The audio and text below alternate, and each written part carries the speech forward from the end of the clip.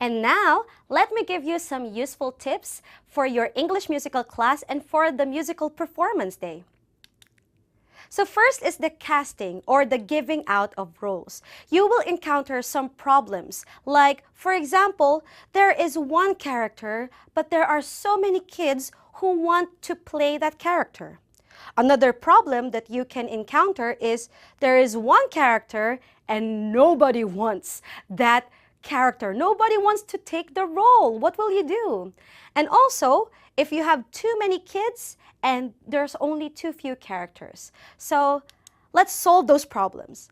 Audition is your key. So first, why do we need auditions? First, auditions is to show your partiality and to show the kids that I treat you equally and I don't have favoritism with just one person. And also, using auditions it's better for you and for the kids to see who really fits in that role. So for example, if you have one character, let's say cat, like we have the cat and there are 3 kids who want to play the cat, then you can tell them, okay, then we will do auditions. We will have to sing and dance and act all at the same time, and then everyone will watch you, like how you do it, and everyone will vote for you if you are the best person who will fit the cat's character. So you can do like that when you have one character with too many interested kids. For the second one, if there's nobody interested for the character, then you can tell them that this character is, like it has a lot of fun, like they can do a lot of things on stage. You can encourage them to do a lot of things with that character. And then you can encourage the kids to just come and try it first, and then, like maybe they would change their mind. And also for too many kids with few characters, you have to just cut it or make 2 teams, or at the same time, you can just provide or rewrite your script, okay? So next one. So what about if there are very shy or unmotivated kids? What will you do? So first, you encourage them. Hey, you're doing a great job. The way you stand on stage, you have a lot of confidence in you. I can see a lot of confidence.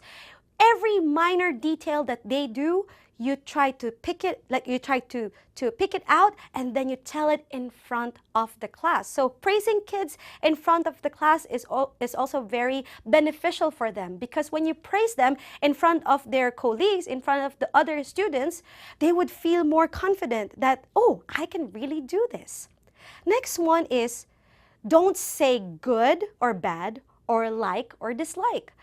If you say, oh, I like what you're doing, or I dislike, or I don't like what you're doing, then you would hurt their feelings, and maybe they would not try to be imaginative. They would not try to be creative anymore. So please refrain from saying good, you did a good job, you did a bad job. Just say that, wow, that's a great thing that you did. And then you can say, oh, maybe we can do it something like this, so we can show it better, something like that. And then give them space and time to adjust. This is very important because kids have to have their own space and their own time to imagine things and to be creative. If you give them time to explore their feelings, to explore their emotions, to remember what they have in the past, it will help them a lot in showing their uniqueness and creativity on stage. So that's what you do when you have shy or bored kids. Next one, we have the blocking. So this one is a bit tricky because you have to do a lot of things with the blocking. So blocking in theater is the precise staging of actors in order to facilitate the performance. So of course, if there is one kid hiding behind another kid and you cannot see this kid, it will somehow ruin the performance, or we cannot see the story that is being told by this kid that is being blocked by another kid, right? So blocking is very important in the theater. And next one, the director determines the blocking. You are the one to decide where the kids should be going, where the kids should be standing, where they have to sit down, where they say their lines. How do they say their lines? Are they facing like this, or showing their back, or on their sides or something like that. So that's your job as the director to do the blocking. Next one is telling the actors where they should move for the proper dramatic effect. So every movement on stage has their own story. So when someone walks towards the front, this person maybe is having a decision, a very important decision. That's why he has to walk towards the stage. When the person has to show their back, it can mean because this person is tired and is about to give up. So there are many reasons why people move on stage. So you have to be mindful of that and put them in the proper places so you can bring out the best dramatic effect in your musical. So I will explain the parts of the stage. So this is the stage, and you can see that the audience is here. And you can see like 9 different parts of the stage. So we have downstage center, downstage left, downstage right, center stage, stage left, stage right, upstage center, upstage left. So the one that is really near the audience is the downstage.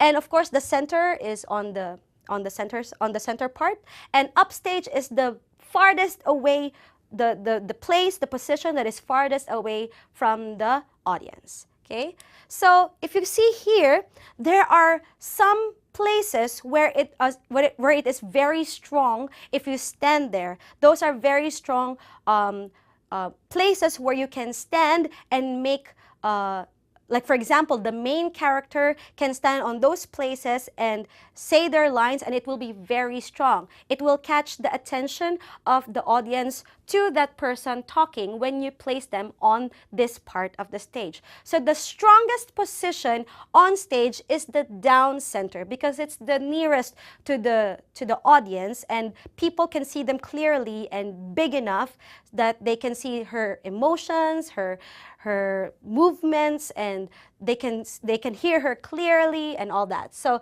this is number 1. This is the first, the strongest position. And then the next strongest position will be the center. And you always hear the word center stage, right? Because it is a very strong position when you want to highlight a character, then you put her or him on the center, and everyone will look at this person, and the person will be able to show the character in the performance. And the next one would be down right, that's number 3, and of course down left. So these are 4 very strong positions that you have to remember if you want to put your characters on that spot to be watched and to get the attention of the audience. Also, there are basic body positions. So you can see there is full front, which is like this. So 1/4 left, like this, 1/4 right, and then profile right and left, like this, and this. You also have 3/4 left and 3/4 right, like you're standing in a vertical position, in a diagonal position, like this, or like this, and then the full back, which is like this. So the strongest position of the body would be the full front because you can see everything. And the next one that we usually use is the 1/4 left and the 1/4 right. So if you'd use that, and only the 3 is enough for your musical performance. Sometimes if it's important or if the director wants it, sometimes you can show a full back. For example, if you have this decision making from you're about to give up and you want to, okay, I decide to move on, and like going from full back facing front is a very, very strong position. You can use that, but usually we would just say for the kids to do this 3 positions here. So that is very important because they have to show their faces, they have to show their bodies in order for the audience to see the musical clearly. And it will be very important for them to face this way so that the people would see their facial expressions and what they're doing on stage. Next, another tip is to look for triangles. So you have to look for the triangles on stage. And one of it is the tableau. The tableau is in a picture. You would see a perfect picture if you have the 3 levels. Number 1 is heaven, or it's the uppermost part. And then you have man, which is the middle part. And you have earth, which is the lowest part. So in this picture, you can see that we have a perfect tableau because we have people doing the heaven position, which is the highest part.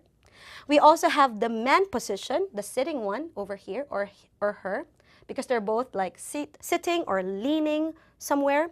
And then we have the earth part, which is on the lowest part, this woman on the sofa. So we can see the 3 levels, and this is a perfect triangle. You can see the composition of the photo is very nice. So on stage, you can also use the tableau. So if you have a tree, and you have 3 people to do the tree, maybe one person will be extending their arms to be the leaves and the stem. And then you can have one person standing like this to be the man position, the middle position as the trunk. And maybe you can have another person extending their arms on the floor to be the roots, something like that. So you can look for the tableau, you can use the tableau and look for triangles, make triangles on stage. Also, if you see here, can you see the triangles? So these people, they form a triangle. So 2 people at the back, and then this couple in front, they are forming a triangle. This one is also a triangle because the person in front there's one person in front, and then there's one person over here, and there's one person over here. So they are also forming triangles.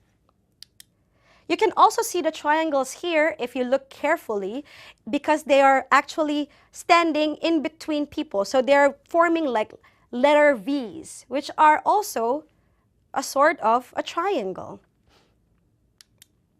And can you see this triangle? They have the heaven, we have the man, and we have the earth, and we also have this somewhat triangle formation that they did. Okay, so look for triangles, make triangles on stage. Next, I will tell you some of the strong stage formations that you can do with your kids. So this one, as you can see, the main character is over here, and all the people are like, blah, blah, blah, blah, blah, they're talking over here. And so if you see here, this is a very strong position for this person because it highlights that this person is the main character, or this person has something very important to say. So if you have a person or a character that has a very important role or something that is very important to say, then you can place them in an isolated position and put all the people at the side together. This is a very, very strong stage formation. Another one is like this. So everyone is focusing on one person.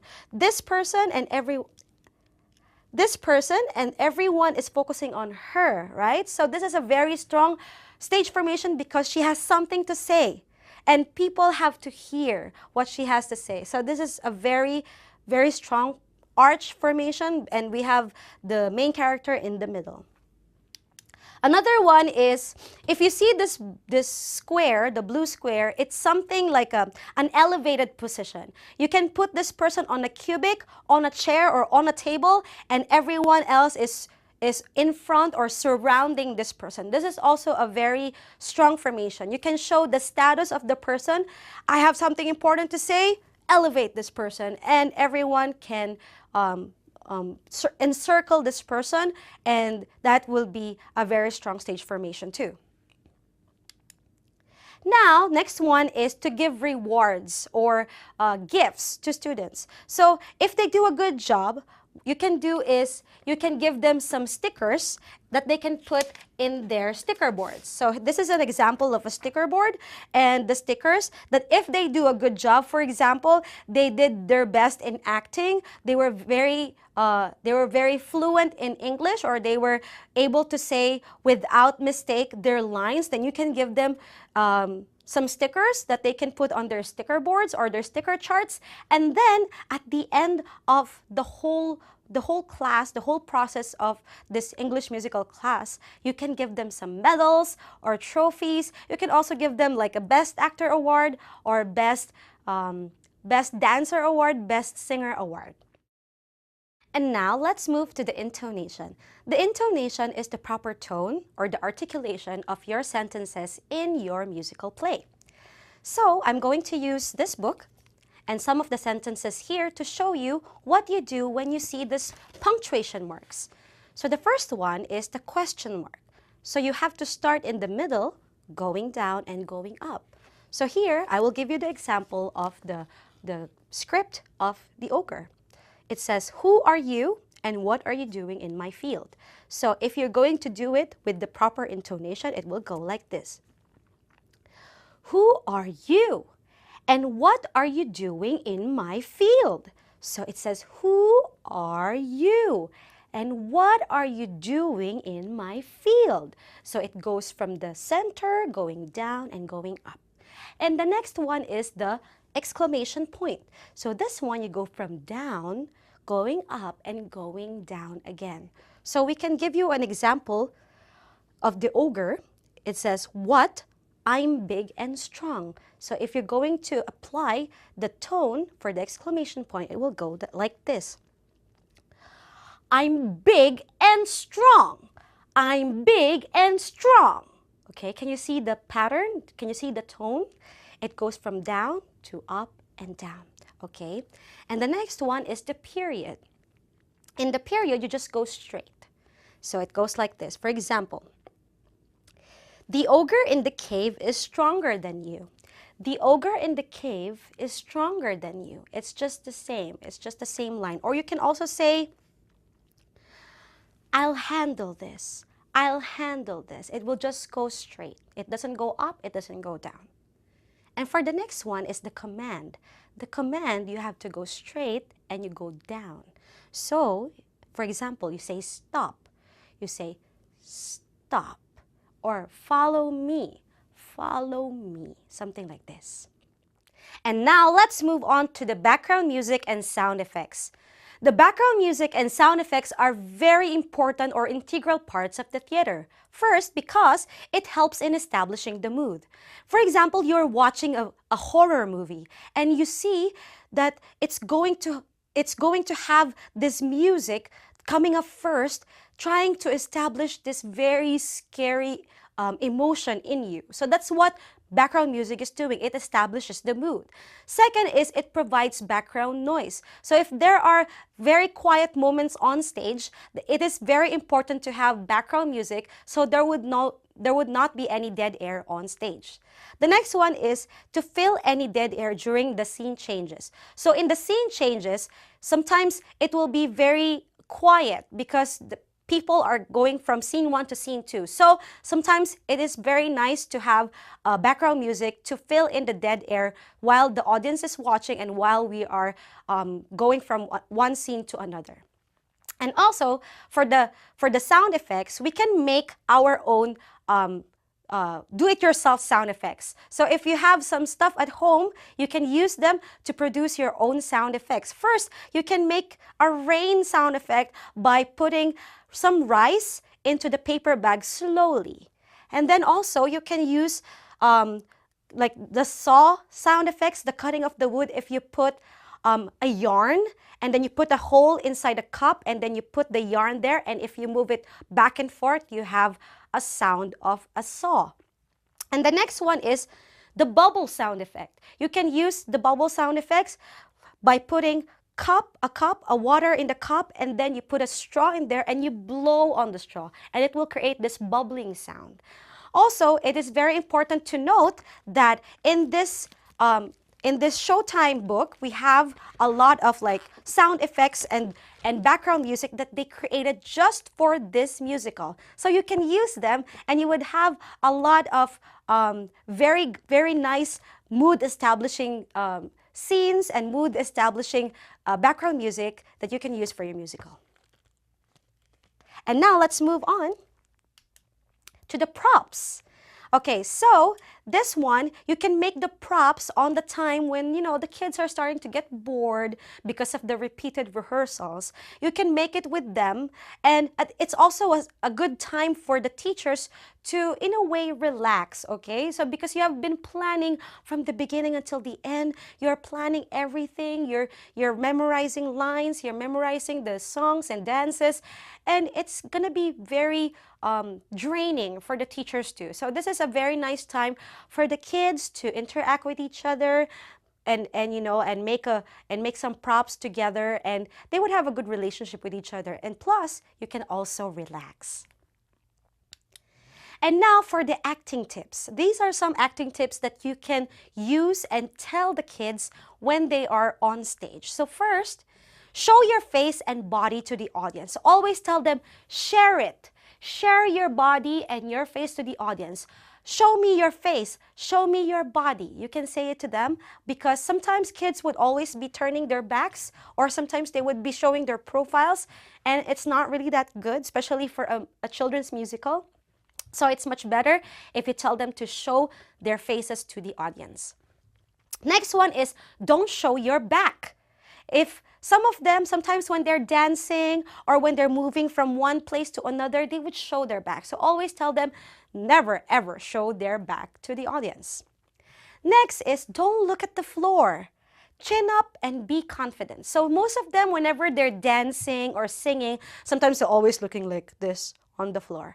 So we always tell them to look at the audience, interact with the audience with their eyes. So look at the audience, chin up and smile. Be confident. Next one is, did you forget your line? Or first you have to smile, and especially when you're dancing and singing, and since this is a children's musical, you smile first, okay? So smile while dancing and while singing, and it will lift up the mood of the musical. Next one is, if they forget their line, tell them that they can ad-lib. For example, they forgot their line that they're going to say, look, the ogre is there. They can say something else, like, look, I can see something. Oh, it's an ogre, something like that. So they can put some ad-lib. They can say something that is very near to what they're supposed to say in their lines. Next one is to be mindful of others. So do I cover someone? Am I covering someone? Am I being covered by someone? They have to know their position on stage so that they would not bump on another person, or they will not overshadow, or they will not cover someone else. Also, can the audience see me? In my position right now, can everyone see me from this position? So if they cannot, tell them to move somewhere where it is open and no one is covering them. Also, say your lines louder. Sometimes you won't have the microphones on stage, and it will be hard for the audience to hear the kids, especially if they're sitting at the back. So always remind them to say their lines and make their voices louder when they were saying their lines on the stage. And also, make your actions bigger. Tell them that the people at the back would also want to see them. So instead of waving like this, let them wave like this. Instead of just smiling like this, they can smile like this. And so the people at the back will be able to see them and clearly. So yes, these are some of the acting tips that you can do and you can say to the kids during your rehearsals in your English musical class. So that's it for our English musical class, and this guide has been finished, but also a very important reminder, you have to enjoy this class. If you as the teacher is enjoying, then the class would also follow. They would also start to enjoy, and they would start to release their creativity and their imagination, and it will be endless. It never ever belittle the capacity of our kids to imagine and to be creative. So, chin up, you are ready to raise the curtain because it's showtime!